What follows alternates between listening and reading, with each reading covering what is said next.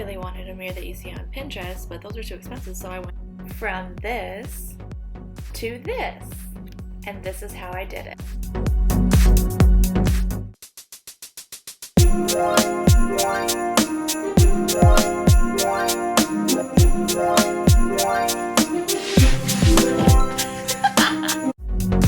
Off our journey at Menards. We went and we bought a big piece of plywood and these aspen 1x4 planks so we can use it for the borders. I love this aspen. It's not too on the low side, but it's also not on the expensive side. I also got this charred wood stain, and then we need a brush to brush it on. First things first, we have to take the existing border off of the mirror. That was hard. I unscrewed all the hooks, and then I also pried off all of the staples.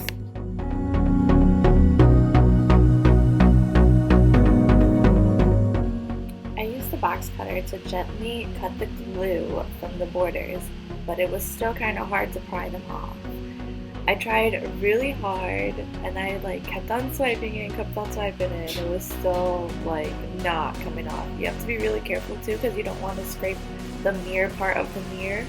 And then I had to have Maddie come over and help me because my little fingers couldn't do it. Next, we have to measure and cut the borders so they'd fit. Each corner is cut at a 45-degree angle, so then they fit right nicely into each other.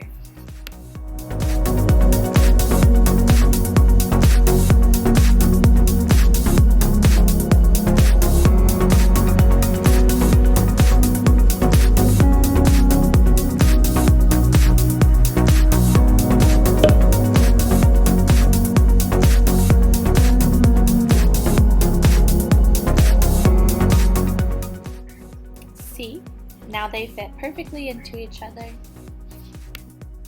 Now it's time to stain the borders.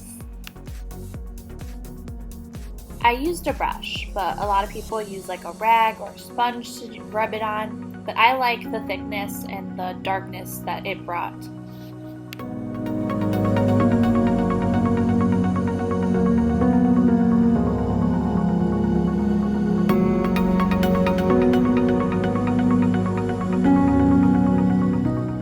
As the borders were drying, Maddie helped me out by measuring and cutting the plywood so it would fit perfectly as the back of my mirror.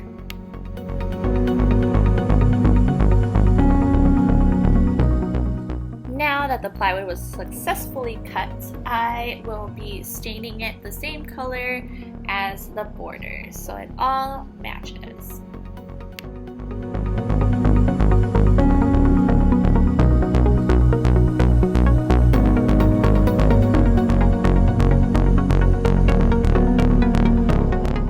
When everything was dry, Maddie helped me by picking up the mirror, and we placed everything where it belongs to make sure that it all fits perfectly. When everything was perfectly mapped out, we used an adhesive called Power Grip, or brand called Power Grip, to make sure that everything was nice and stuck into its place.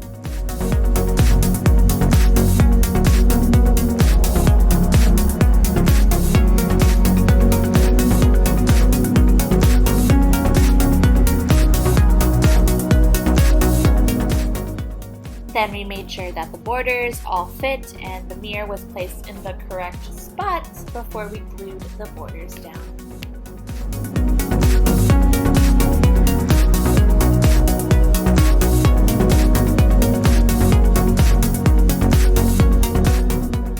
After the glue is placed in its spot and everything put together, we pressed down and made sure that it was all gripping.